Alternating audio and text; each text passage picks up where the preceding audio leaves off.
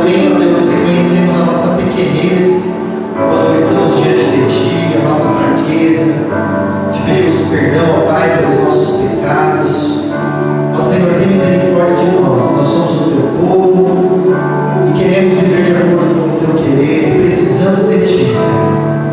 Fica conosco, ó Deus. Santo Espírito de Deus, visita o nosso coração. Em nome de Jesus que nós oramos.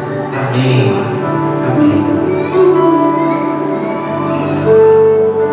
Boa noite, irmãos. Graça e paz.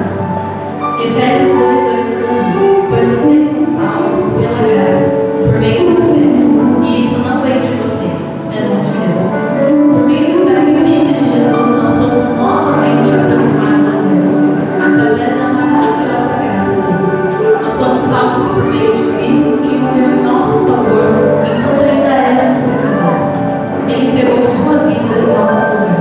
Cante não apenas hoje, mas sempre, o que Deus fez por você. O que Deus fez por você, e exalte essa graça de Deus, que é maravilhosa. Convido os irmãos a se colocarem de pé, que a gente tenha esses anos de adoração.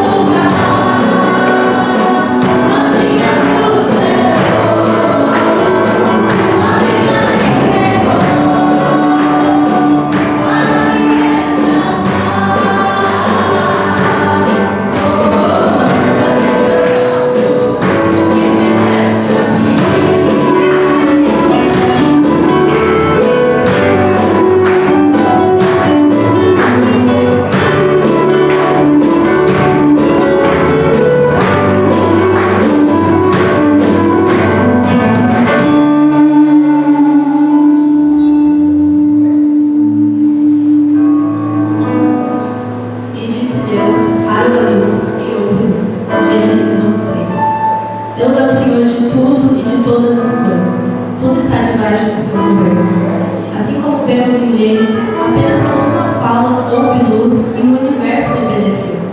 Seu poder e sua graça governam este mundo desde o começo. E o nosso desejo de hoje e sempre deve ser o de vivermos sob o governo de Deus. Diga a Ele, venha a mim, Senhor.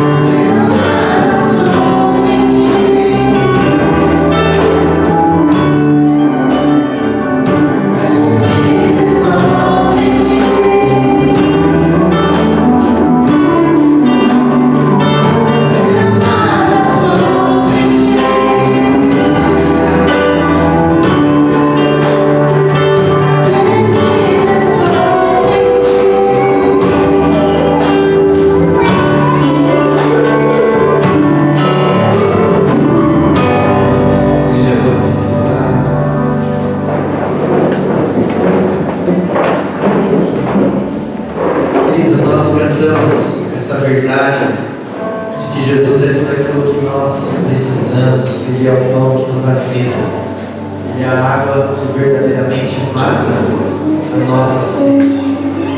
Nós precisamos desesperadamente de Jesus, mas nós precisamos também aceitar os planos de Deus para a nossa vida e aceitar a vontade de Deus, que é soberana. E nem sempre isso é fácil, nem sempre nós desejamos verdadeiramente que a vontade de Deus seja feita. Às vezes nós resistimos, mas o convite do Espírito Santo de Deus é que você possa alinhar a sua vida à vontade de Deus, seja qual for a circunstância que você esteja passando, um momento difícil, que você possa se render a Jesus e alinhar o seu coração ao coração de Deus e dizer aquilo que nós falamos e aprendemos no Pai Nosso: seja feita a sua vontade, Senhor, assim na terra como é no céu. Seja feita a sua vontade na minha vida, no teu querer.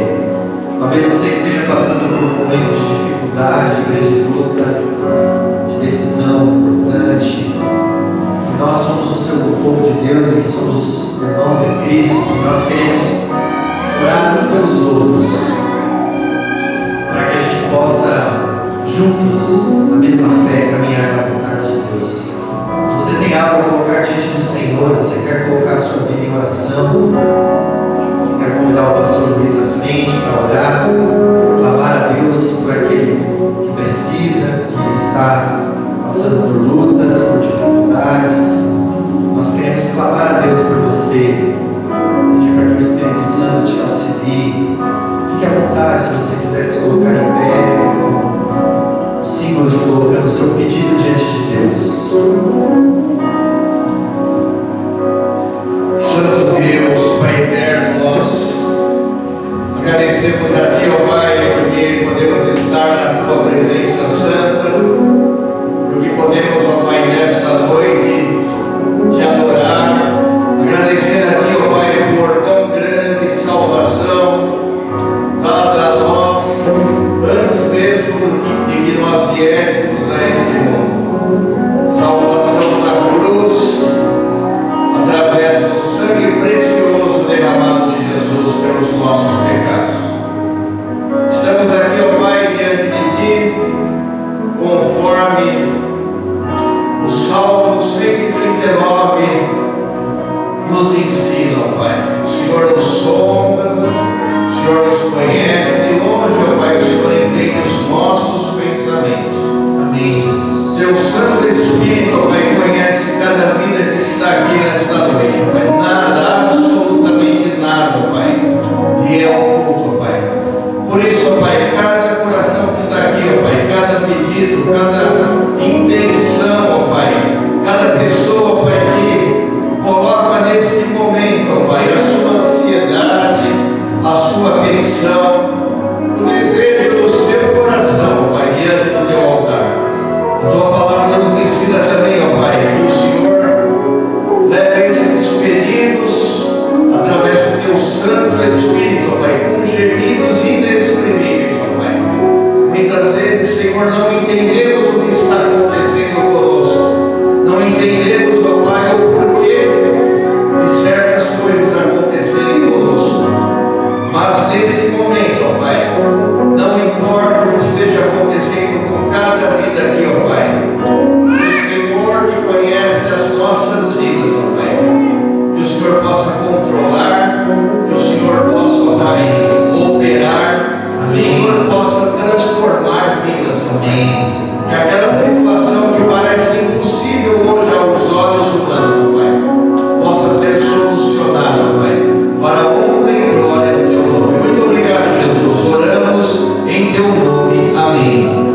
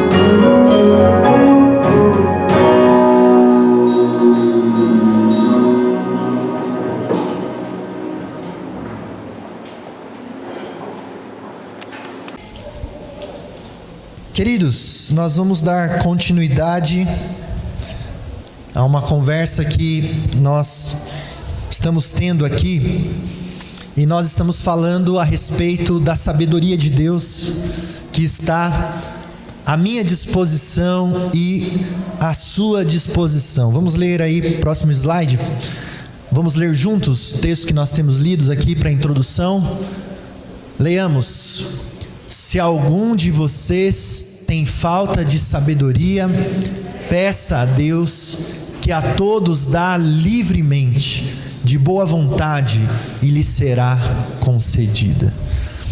Então, queridos, a sabedoria de Deus está à minha disposição e à sua disposição, e nós somos convidados então a colocar a nossa vida diante de Deus em oração, clamando ao Senhor por sabedoria, e também tendo contato com a sua palavra que nos instrui, porque lâmpada para os nossos pés é a palavra de Deus e luz para os nossos caminhos. E nós falamos que a sabedoria, quando nós vamos adquirindo ela da parte de Deus, ela vai então nos deixando com uma mente mais aberta, com uma visão mais clara, e nós então pensamos e discutimos a respeito das consequências das nossas escolhas. A gente então procura considerar cada passo da vida, cada decisão, porque a sabedoria então nos ajuda neste sentido. Ela amplia, ela faz a gente questionar sobre as coisas, sobre as decisões que vamos tomar, para que a gente possa então caminhar de acordo com a vontade de Deus. A sabedoria então é viver a vida na perspectiva de Deus, de um modo que realmente agrade a Deus. Queridos, sabedoria não é inteligência, sabedoria não é o quanto de conhecimento você pode ter sobre as coisas. Sabedoria é viver de acordo com a vontade de Deus. Nem todas as pessoas que têm um QI elevado, que são experts em muitos assuntos, são sábios. Não construíram uma boa vida, não viveram bem, destruíram a sua carreira, destruíram as suas famílias. Muitos se perderam em muitos assuntos e não aproveitaram a vida, não viveram de acordo com a vontade de Deus. Então, sabedoria é outra coisa. Sabedoria é realmente viver a vida da perspectiva de Deus.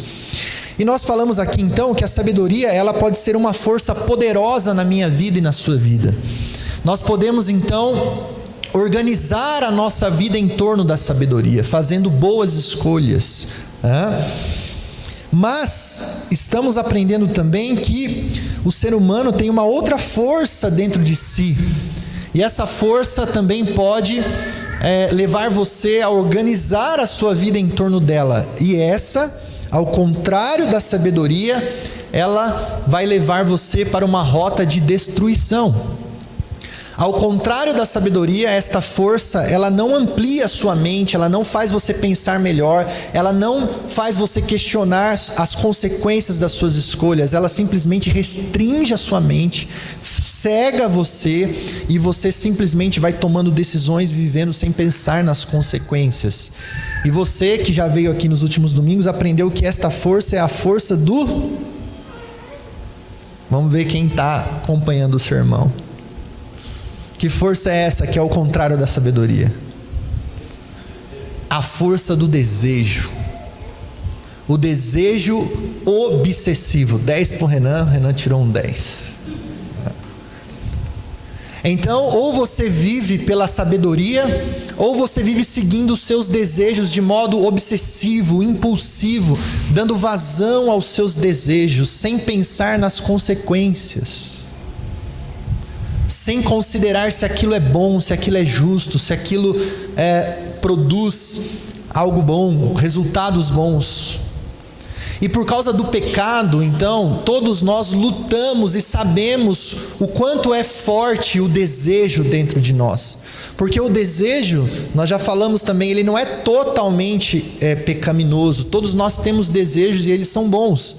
Mas eles, por causa da queda e do pecado, eles se tornam obsessivos. E eles distorcem a nossa visão a respeito de coisas que são boas, como nós falamos aqui. E nós temos visto então como o desejo se torna obsessivo em relação ao dinheiro, e a gente precisa de sabedoria para lidar com o dinheiro, e a gente falou sobre isso na semana passada, porque o dinheiro atrai o nosso amor, e se o nosso amor ao dinheiro for obsessivo, nós então perdemos o rumo da vida e destruímos a nossa vida.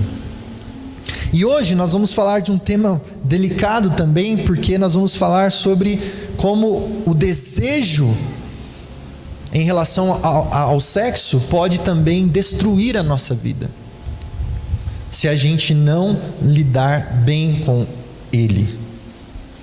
Então, queridos, todos aqui nasceram biologicamente homem e mulher, e Deus colocou em nós a sexualidade.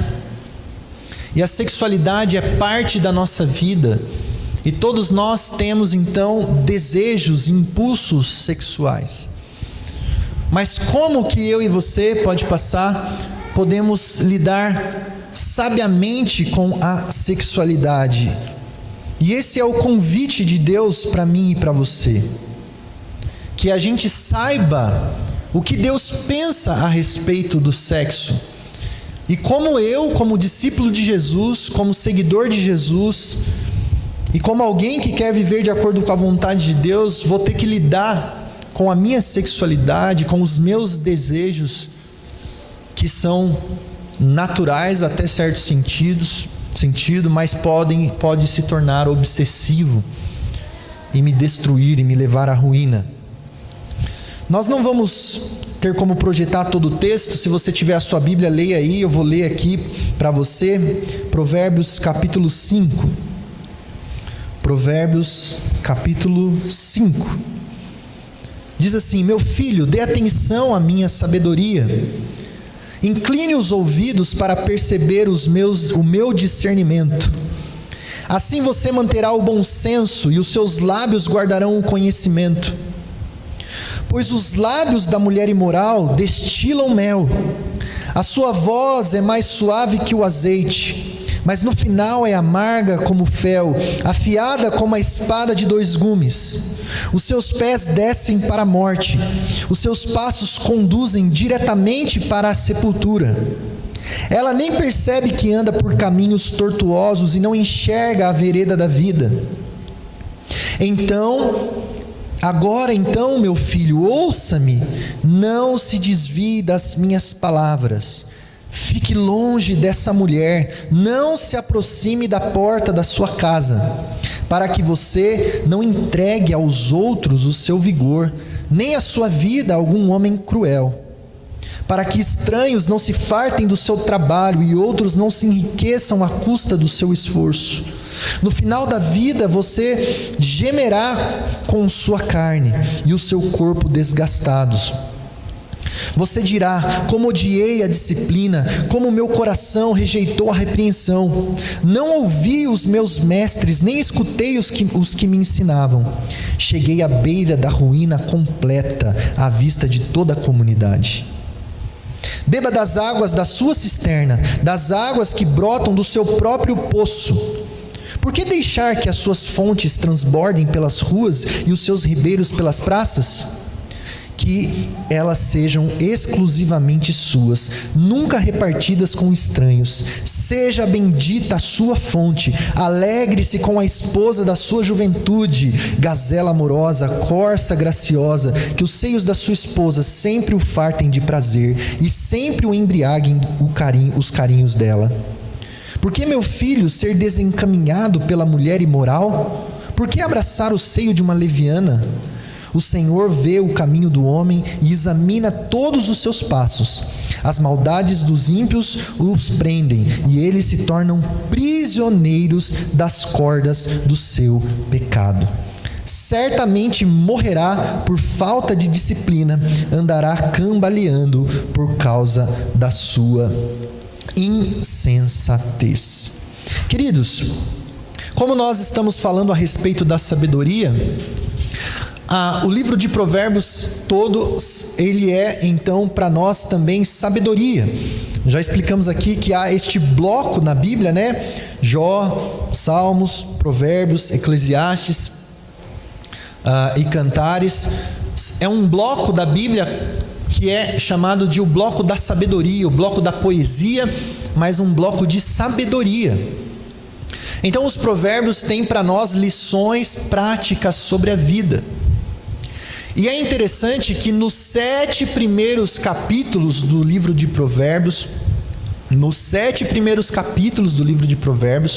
4 sessões dos provérbios tratam a respeito da sexualidade. Então, 4 blocos dentro dos 7 capítulos tratam a respeito da sexualidade.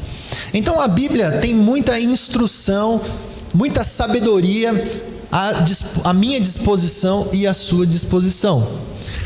Eu sei que esse tema ele é delicado, que existe tabu, né? Que a gente tem um pouco de receio de falar sobre ele, principalmente falar sobre isso num culto, na igreja, como é que faz, né?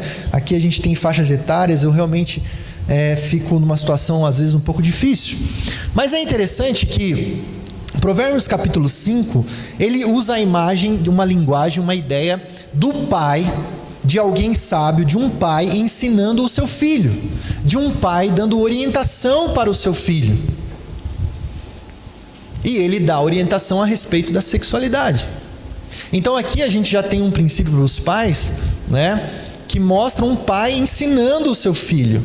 Ou seja, o pai tem muita dificuldade de falar sobre isso com os filhos, mas se você não conversar com os seus filhos, ele vai aprender isso aonde? Na rua, na escola, nos filmes. Então veja, o livro de Provérbios mostra a imagem de um pai conversando com o seu filho, ensinando o seu filho, instruindo o seu filho e dizendo: filho, cuidado, eu preciso te dar algumas orientações a respeito de como você vai viver a sua vida e a sua sexualidade, porque há muitos perigos lá fora. Então, nós vivemos num mundo caído, nós vivemos num mundo mau, nós vivemos num mundo que não tem os princípios de Deus, um mundo que vira as costas para Deus. E se seu filho não tiver um ambiente seguro, que ele possa fazer perguntas, conversar, é claro, dentro da sua idade, dentro dos seus conhecimentos, mas ele precisa disso, e você, como pai, como mãe, precisa instruir e conversar sobre isso. Então aqui a gente tem essa imagem, né, de um pai conversando com o seu filho. Mas a primeira coisa que a gente pode ver aqui no livro de Provérbios é que ele mostra a realidade, pode passar aí, o desafio da tentação sexual. E ele mostra o quão isso é real, o quão isso é presente na vida de qualquer ser humano. Existe tentação sexual. O nosso desejo sexual, que tem um lugar próprio, a gente vai ver isso, justo e bom para ser desenvolvido, praticado e apreciado, mas esse desejo pode ser então tentado e pode ser usado de forma destrutiva, pecaminosa. Então há um desafio, o desafio da tentação sexual, e nós, como igreja, não podemos fechar os olhos para isso e fingir que isso não acontece, enquanto que famílias são destruídas por causa do problema da tentação sexual. E se a gente der uma olhada aí, como a gente leu aqui, na primeira parte do Provérbios, dos versos 1 aos versos 14, o pai vai falar com o seu filho a respeito da tentação sexual. E ele vai falar para o seu filho: cuidado, filho, cuidado com a mulher imoral. Cuidado com a mulher imoral. Por que ele está falando isso? Porque aquilo que é proibido parece que é mais gostoso. Não é assim? Isso aqui estava lá na queda, lá no Éden, né? Deus criou todas as coisas boas e deu a liberdade para Adão e para Eva, deu para ele todo aquele jardim das frutas para ele desfrutar, mas disse: não coma do fruto do conhecimento do bem e do mal. E aí o diabo, Satanás, iludiu os primeiros pais dizendo: olha, vocês estão perdendo alguma coisa boa. Aquilo que é proibido é mais gostoso. Eva viu o fruto, viu, né, a tentação do olho, do desejo, viu viu que era gostoso, viu que era bonito, apreciável para se tomar e se comer, o desejo. E aí eles, iludidos e enganados pelo diabo, eles então romperam com Deus e quebraram a lei de Deus, achando que Deus estaria então privando eles de algo bom, de algo que fosse melhor do que aquilo que Deus tinha dado para eles. E de lá para cá, agora, com a força do pecado atuando em nós, a gente sabe que isso está dentro do nosso coração. Aquilo que é proibido parece ser atrativo e mais gostoso. E é por isso que o pai aqui, que é sábio, que é experimentado, ele está dizendo para o seu filho: olha, filho, você vai lidar com o desejo da tentação sexual, você vai achar que o sexo fora da vontade de Deus é melhor, mas eu preciso dizer uma coisa para você: não é. Não é. Pode passar aí, vamos ver se eu coloquei. Não, pode voltar, volta lá. Olha aqui, eu vou ler para você de novo 2 versículos aqui. Veja como ele coloca o contraste no versículo 4. Versículo 3, ele está dizendo assim, olha o contraste, ele fala: os lábios da mulher imoral, eles destilam mel. Está dizendo, olha, parece assim, algo assim, nossa, aquela mulher maravilhosa, que dá vontade de se envolver com ela. A sua voz é suave como o azeite. Mas o versículo 4 logo coloca: mas no final é amarga como fel, é afiada como uma espada de 2 gumes. Este prazer, que aparentemente é melhor fora da vontade de Deus, ele parece gostoso, ele é como aparência de mel, mas o final é amargura, o final é destruição. Então, isso aqui é aquela lição básica que você precisa saber. Por que que eu não devo seguir o impulso do meu desejo? Embora o meu desejo diga para mim que vai ser bom, que vai ser como mel, mas nós estamos falando a respeito da obediência, né? Mesmo que o meu desejo queira me enganar, obedeça, porque o final é trágico. Porque aquilo que Deus diz para nós é o melhor para nós, e Deus não está querendo privar você de nada, pelo contrário, Ele está querendo preservar a sua vida. Então, a gente tem a imagem aqui de um pai aconselhando o seu filho, né? Mas pode ser a mãe aconselhando a sua filha. Então você que é jovem aí, né?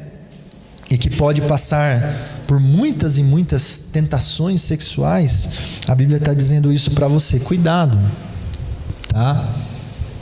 Você pode achar que aquilo que é proibido é mais gostoso, mas não é. Deus tem um plano para a sua sexualidade. Deus tem um lugar para você satisfazer a sua sexualidade. E isso vai acontecer, fique tranquilo. Então está dizendo, não se envolva com promiscuidade, não se envolva com a mulher imoral. A ideia aqui, queridos, é um pai aconselhando um filho que está para casar. Naquela época, os meninos se casavam com 16, com 15 anos de idade. Ele está dizendo, olha, Deus tem um plano para você no casamento. Não se envolva. Não entregue o seu corpo a outra pessoa. Deus tem um plano para você, para quando você se casar, formar sua família, você ser feliz e ser abençoado dentro da sua sexualidade. Mas a realidade é, todos nós, antes do casamento ou mesmo casados, nós podemos sofrer com o impacto da tentação sexual. E a Bíblia está dizendo para mim e para você, não ceda a esse desejo. Ele parece que vai te satisfazer, ele parece que vai te dar coisas boas, mas o final é amargo. o final é destruição. Então esse é o primeiro ponto, cuidado. Segundo aí, talvez você possa pensar, mas eu posso esconder isso de todo mundo, né? Ninguém vai ficar sabendo, ninguém da minha família, ninguém da minha igreja. Mas se você é um discípulo de Jesus, o problema é que você não consegue esconder isso de Deus. Ele sabe como está a minha vida e a sua vida. E ele fala aí no versículo 21 ao 23: o Senhor vê os caminhos do homem e examina todos os seus passos. E aí ele vai dizer, olha, aquele que insiste na maldade, no versículo 22, o ímpio, eles ficarão como prisioneiros do pecado. Então, se você acha que está conseguindo esconder o seu pecado de todo mundo, na verdade você vai se tornar prisioneiro do seu pecado, e esse pecado vai destruir você. Não tem como a gente esconder os nossos pecados de Deus. E esse é o grande problema, essa é a grande questão. É por isso que o princípio da sabedoria é o temor do Senhor. É amar a Deus, é temer a Deus e saber que Ele sabe tudo da nossa vida. E é a Ele que eu devo obediência, honra, amor. Esse é o problema. Deus te chama para viver na presença dEle. Ele sonda o seu coração. Ele sabe tudo que está no seu coração. Ele sabe como você está vivendo. E Ele te convida então a viver de acordo com a sua vontade. Então, não pense que você está escondido. Não pense que você pode viver de modo que Deus não saiba. Não existe isso. Deus sabe. E é por isso que Ele convida você a viver de acordo com a sua vontade. Vamos lá. Então, se você insistir no erro, se você pisar fundo no acelerador, se você não der ouvidos à sabedoria, porque ela convida você a dar ouvidos, ela vai dizer aí no versículo 14: cheguei à beira da ruína completa, à vista de toda a comunidade. Então você ficava tentando esconder de todo mundo, mas como o resultado é trágico, tudo virá à tona. Uma hora a casa cai, né? Então, o pecado sexual leva à ruína. Essa é a instrução de Deus para mim e para você.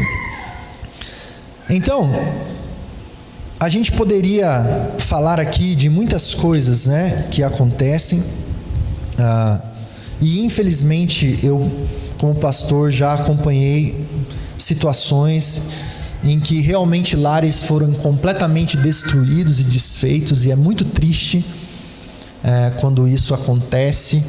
É muito triste você ver a dor nos olhos da pessoa que foi abandonada e que foi traída. É muito triste. Então, quando você vê essa dor no olhar das pessoas, você sente o quão trágico é realmente o pecado sexual. Mas, queridos, todos nós podemos acabar cedendo a pequenos comportamentos, a pequenos vícios, e achar que isso não leva a lugar nenhum, que isso não tem problema. Mas, como diz o texto, isso vai te pegar, isso vai te aprisionar. Então, isso vai levar você à ruína se você não lidar com isso de forma correta. Pode passar aí. Eu queria mostrar um videozinho para você. Eu só queria te falar o seguinte: a minha intenção não é de modo nenhum te escandalizar. Talvez se eu fosse dar uma faixa etária aqui, eu daria 15, 16 anos, tá? Então, se você não quiser ver, você fecha o olhinho aí. Mas a gente às vezes precisa de um pouco de realidade para a gente entender como que a tentação sexual, o pecado sexual realmente pode destruir a nossa família. E às vezes isso está mais perto de nós do que a gente imagina. Pode apagar a última luz também, por favor? Só dá o clique aí.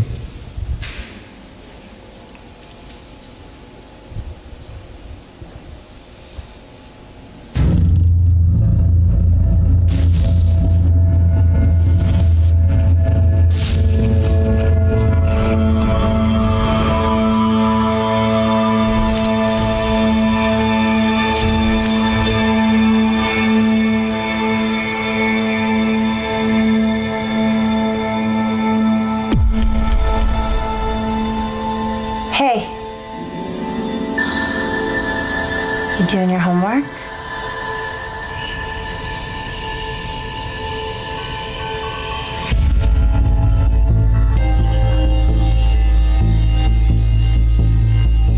Can I ask you something?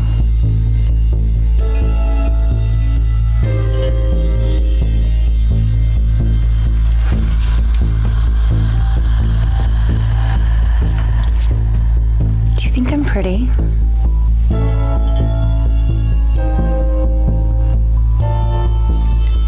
What's your favorite part about me?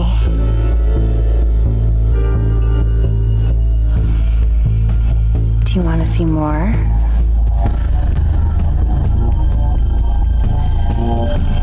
I can show you whatever you want. Honey, dinner's almost ready. What's wrong? Nothing. Okay, we'll finish up what you're doing and come on downstairs.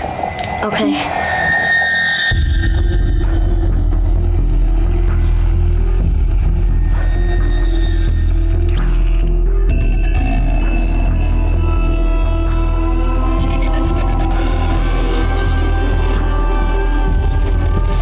¿Qué es lo que estás viendo? Nada, es solo un programa de televisión. Ok, voy a ver hasta la cena, ¿ok? Ok.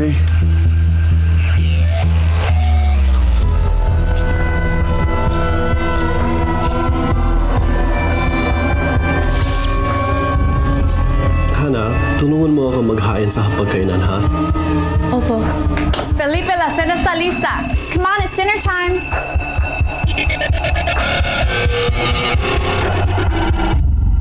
Dear Heavenly Father, thank you for keeping our family safe.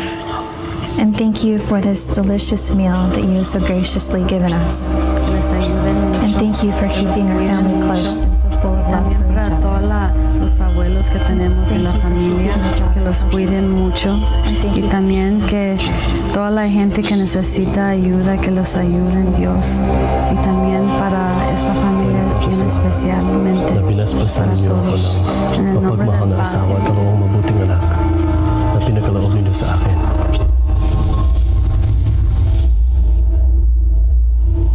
Dos 7 bilhões de pessoas no planeta, 2,2 bilhões estão online. Há 247 bilhões de e-mails e 5 bilhões de mensagens de texto enviados a cada dia. Em 2010, uma pessoa passou em média mais de 18 horas por semana online. 40% das crianças nos Estados Unidos vão online e a internet já ultrapassou a televisão como sua escolha de meio de comunicação. Diariamente, 2 bilhões e meio de mensagens pornográficas são circuladas e diariamente, 47% das crianças recebem mensagens pornográficas não desejadas. Estatísticas mostram que a idade média de ver pela primeira vez a pornografia são 9 anos de idade. 90% das crianças entre 8 e 16 anos já têm visto alguma forma de pornografia. 77% dos adolescentes antes de 18 anos tinham visto na internet. E 80% dos 15 aos 17 anos foram expostos à pornografia extrema. De fato, a indústria adulta diz que de 20 a 30% do tráfego vem das crianças. Mais de 1 bilhão de páginas web pornográficas está apenas a um clique. Metade de todas as famílias cristãs relatam que a pornografia é um problema grave e que aumenta a infidelidade conjugal por mais de 300%. Ainda assim, 67% dos homens, 49% das mulheres pensam que a pornografia é aceitável. Metade de todas as pessoas envolvidas em interações sexuais na internet perdeu interesse em relações sexuais com os seus cônjuges. De acordo com a Academia Americana de Advogados, 68% de todos os divórcios envolveu um encontro com um amante novo na internet. Muitos pastores concordam que o apego pornográfico é a dependência mais prejudicial para a sua congregação. Ainda assim, em uma pesquisa conduzida em 2002, 30% de todos os pastores viram a pornografia na internet nos últimos 30 dias e mais da metade fizeram isso no ano passado. De acordo com uma pesquisa conduzida em agosto de 2006, 20% das mulheres sofrem da dependência à pornografia. Mas há uma saída. Há lugares dedicados a restaurar famílias desfeitas e a educar os pais. Josh McDowell lançou uma campanha completa dedicada a lutar contra este problema. JustOneClickAway.org tem recursos e treinamento se você está sofrendo com essa dependência. A esperança está apenas a um clique de distância. Para mais informação, visite JustOneClickAway.org. Pode acender aí. Então, queridos, conforme a gente está falando aqui, isso não é uma brincadeira, né? Então não brinque com fogo, porque você vai realmente se queimar. E nós vamos viver de fato uma epidemia, e nós já estamos vivendo, né? Provérbios 5:8 vai dizer isso pra gente, né? Fique longe da mulher. Fique longe dessa mulher, a mulher imoral. Não se aproxime da porta da sua casa. Então ele está falando que aquilo que parece atrativo e a gente acha que não vai ter nenhum problema, isso vai destruir a nossa vida. E uma das realidades que a igreja vai ter que estar preparada para lidar é a questão da pornografia, né? E como a gente viu aqui, os dados são alarmantes. Então a pornografia gera divórcio, começa com perder o interesse no cônjuge, né? Muitos depois acabam não tendo mais o prazer na pornografia e vão buscar em outras coisas e vão se aprofundando nesse mundo, né, obscuro. O jovem, né, começa o contato muito cedo e depois lá na frente, na vida adulta, ele vai ter vários problemas, porque a pornografia é um mundo que não é real. E aí depois ele não sabe mais viver na realidade. Ele não sabe lidar com o casamento real. Porque o casamento real é outra coisa. Não é como na tela do computador. Então, a gente como igreja, às vezes a gente fica bastante constrangido. Como é que a gente vai fazer? Mas se a igreja não tomar as providências, se a gente não levantar esses problemas, se a gente não tiver um ambiente onde as pessoas possam procurar ajuda, daqui a pouco a gente vai ver famílias sendo desfeitas e a gente se pergunta: nossa, mas o que aconteceu? Bom, o problema estava lá dentro já há muitos anos, sendo negligenciado, né? E aí depois a gente só viu o resultado da situação, que se tornou bastante complexa. Então, a palavra de Deus convida você a não brincar com aquilo que é fogo, porque isso vai destruir você, isso vai acabar com você. Você precisa de ajuda, você tem que buscar ajuda para que você se livre, né, daquilo que pode destruir você. Vamos lá? Então, a disciplina, queridos, é um princípio bíblico para que você possa combater o pecado sexual. Então ele vai dizer lá no versículo 12 e 13: você dirá: como odiei a disciplina, como meu coração rejeitou a repreensão. Eu não ouvi os meus mestres, nem escutei o que me ensinavam. E o resultado foi trágico. Então, é aquela regra, né? O que é que está alimentando a sua mente? Qual é o tipo de filme que você assiste? Qual é o tipo de conteúdo que você fica absorvendo? Quanto tempo você gasta no celular? Então, em janeiro, eu coloquei lá um boletim, não sei se você leu, mandei, mas eu falei lá sobre princípios para a gente estabelecer para a nossa vida. Coloquei, por exemplo, para o nosso ano, o que eu vou eliminar do meu ano, este ano, coisas que realmente não fazem nenhum sentido e só atrapalham a minha vida. O que você vai tirar da sua vida? Você vai parar de fazer porque aquilo é uma bobagem e não te leva a lugar nenhum. Todos nós temos coisas que a gente tem que eliminar da nossa vida. Isso é disciplina. Porque senão vai passar ano após ano e você vai continuar vivendo na meninice e se alimentando de coisas que não prestam, né? Então, qual é o tipo de conteúdo, né, que você absorve, que você assiste, que você deixa os seus filhos assistirem? Quanto tempo você deixa o seu filho ficar no celular, no tablet? Não tem nenhuma disciplina, não tem regra. E o resultado é trágico, né? O vício e todo tipo de situações difíceis que entram no nosso lar. Então, você precisa de disciplina. Lá em 1 Tessalonicenses, eu vou ler para você, 1 Tessalonicenses, capítulo 4, versículo 3. 1 Tessalonicenses, capítulo 4, versículo 3, Paulo diz: a vontade de Deus é que vocês sejam santificados, abstenham-se da imoralidade sexual. Então, a vontade de Deus é que vocês sejam santificados, abstenham-se da imoralidade sexual. Ou seja, tudo aquilo que é imoralidade, você faz o quê? Tira da sua vida. Elimina. É disciplina. Então a sabedoria dos provérbios convida você a ter disciplina na sua vida, a ter regra, a ter ordem. Os pais precisam disciplinar os filhos, dar limite para os filhos, né? Controlar os conteúdos que os filhos assistem, as coisas que ele vê, instalar um programinha de segurança no tablet do seu filho. Seu filho é pecador, você tem dúvida disso? Você tem dúvida que ele é pecador? Né? Então isso é responsabilidade dos pais. E de vez em quando, o marido e a mulher, o casal, precisa ter uma conversa chata, né? De vez em quando lá a gente tem lá em casa. Porque a gente não sai do celular. Cada um num canto. E de vez em quando você tem que ir lá e pegar o celular do seu cônjuge e dar uma olhada, viu?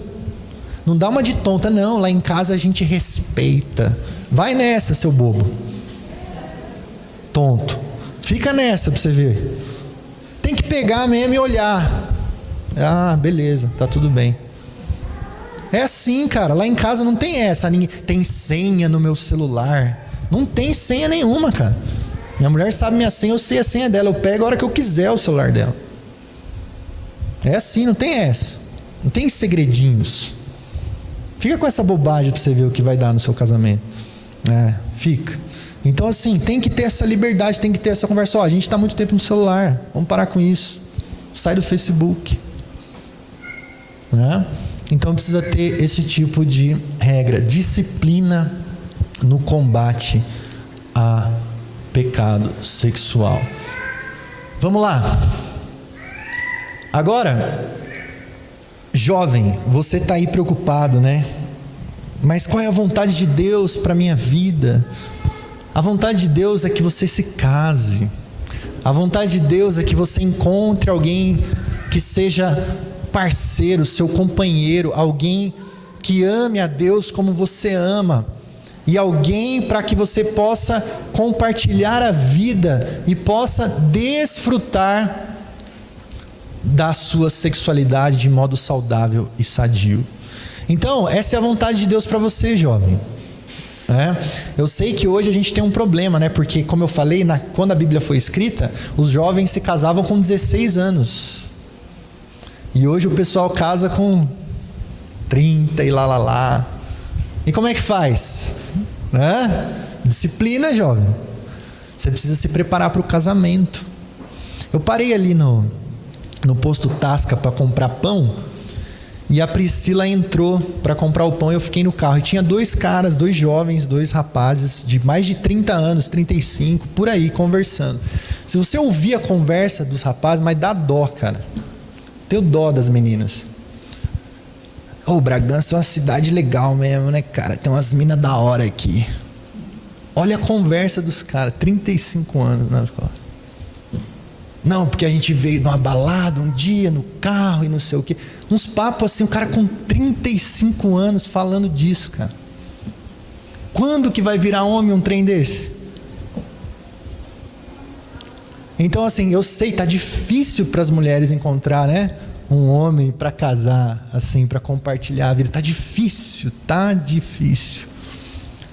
Mas a vontade de Deus é que você se case.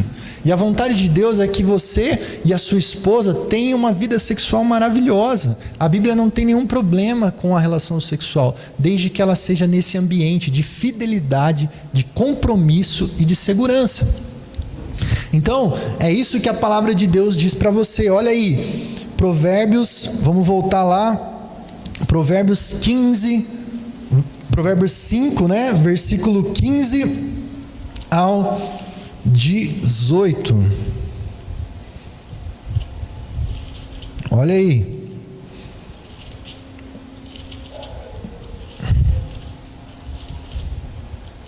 Provérbios 5, 15 a 18. Beba das águas da sua cisterna, das águas que brotam do seu próprio poço. Por que deixar que as suas fontes transbordem pelas ruas ou pelas praças? Que elas sejam exclusivamente suas. Nunca reparta com estranhos. Seja bendita a sua fonte. Alegre-se com a esposa da sua juventude. Ele está falando de forma poética, mas ele está falando do casamento. Não deixa que nada contamine o seu casamento. Aproveite a vida com a esposa da sua juventude. Seja feliz com ela. A gente leu aqui outras partes, né? Mais picantes. Se regozije, se farte nos seios da sua esposa. Ele está falando de vida sexual, sem nenhuma crise. Seja feliz com a sua esposa. Essa é a vontade de Deus para você. Que você se case, que você tenha uma vida maravilhosa, que vocês aproveitem a vida, se curtam. Essa é a vontade de Deus. Então o casamento, né, ele é esse ambiente que Deus criou para a gente viver a vida sexual.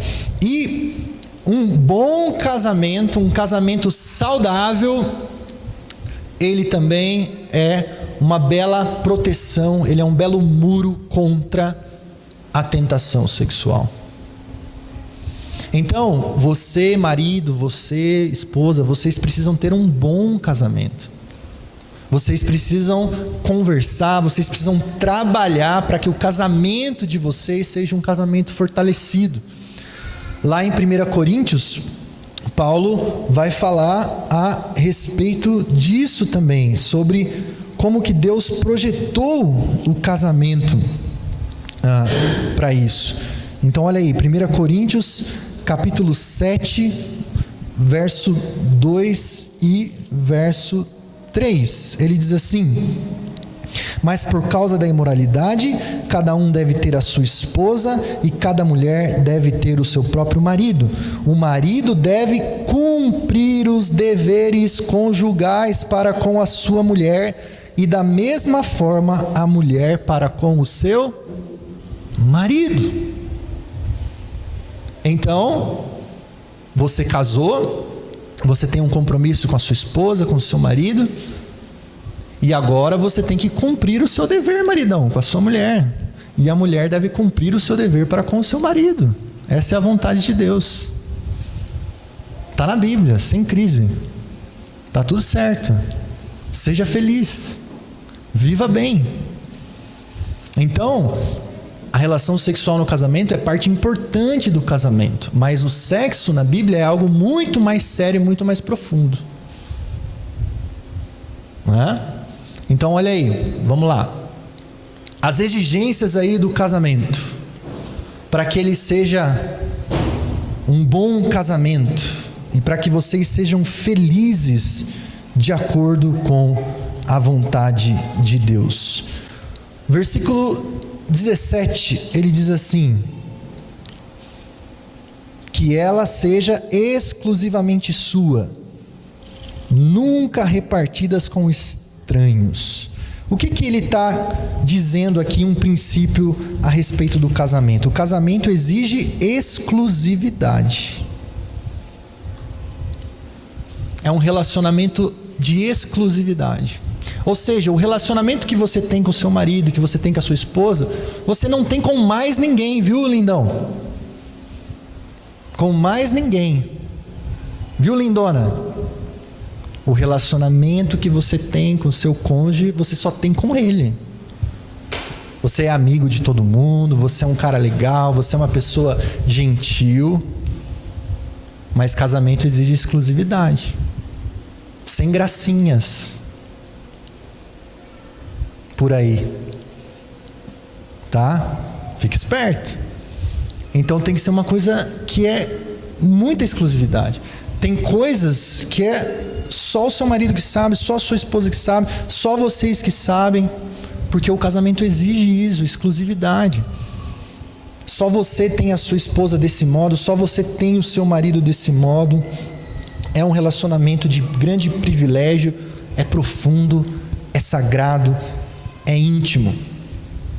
Então você, homem, precisa nutrir isso, essa exclusividade, dedicar a isso. Você, mulher, precisa nutrir isso e dedicar a isso. Nada pode exigir mais de você do que essa exclusividade. Tem gente que é especialista em tudo, né? No trabalho, se formou, se dedicou, mas não se dedicou para o conhecimento da esposa, e a esposa não se dedicou para o conhecimento do marido. Então, é essa exclusividade que faz o seu relacionamento ser um bom relacionamento. Ele exige intimidade. Capítulo 5, versículo 18 e 19. Ele diz aí: seja bendita a sua fonte, alegre-se com a esposa da sua juventude, gazela amorosa, corça graciosa. Então ele vai falando aqui a respeito dessa intimidade e de você cultivar o olhar para o seu cônjuge, aquele olhar lá da mocidade, sabe? Aquele olhar do primeiro encontro, aquele olhar que fez você se apaixonar. Você continua cultivando essa intimidade, esse carinho, esse afeto. Cultiva aquilo que é bom. Sabe por quê? Porque ao longo dos anos a gente começa a se irritar com o cônjuge, sim ou não? Começa a irritar ou não? É só lá em casa. A gente só começa a ver os defeitos, porque tem, sim ou não? Tem também. A gente só começa a ver os problemas. E daqui a pouco a gente só cultiva aquele olhar de você é assim, você é assim, você é assado. Então ele está dizendo, olha, eu sei que tem problemas e precisa falar dos problemas, mas não perca tudo aquilo que uniu vocês, tudo aquilo de bom que aconteceu, tudo aquilo de bom que vocês construíram. Cultive este amor, cultive esse carinho, cultive intimidade. Então a intimidade é uma intimidade no todo, do coração, da mente. Não é só a intimidade na cama, mas é perguntar o que aconteceu com você, como é que você está se sentindo. Fale sobre o seu problema. Abra o seu coração. É cultivar essa intimidade no casamento, para que tudo possa fluir, para que então a satisfação sexual seja mútua, como ele diz aí nos versículos 19 e 20. Então, gazela amorosa, na parte A e B, né? Que a gente leu, parte A. Corça graciosas, que os seios da sua esposa sempre o fartam de prazer e sempre se embriague com os carinhos dela. E aí você terá uma vida satisfatória. né? Vocês serão felizes no seu casamento. Então, queridos, que a sabedoria de Deus, né, possa entrar no seu coração, que você realmente, que está aqui, que é jovem, tem um propósito no seu coração de agradar a Deus, né? Que você tenha esse desejo no seu coração de viver a vontade de Deus, de esperar em Deus, que você que é casado possa cultivar as coisas boas do seu casamento, né? E se você estiver lidando com problemas na sua vida em relação à tentação sexual, procure ajuda. Procure ajuda o mais rápido possível. Não fique sozinho nessa. Não brinque com fogo. Deus realmente tem um caminho de vida para mim e para você. Amém? Queridos, vamos ficar em pé. Nós vamos cantar mais uma vez, Reina em mim. Vamos pedir para que o Senhor possa reinar na nossa vida e no nosso coração.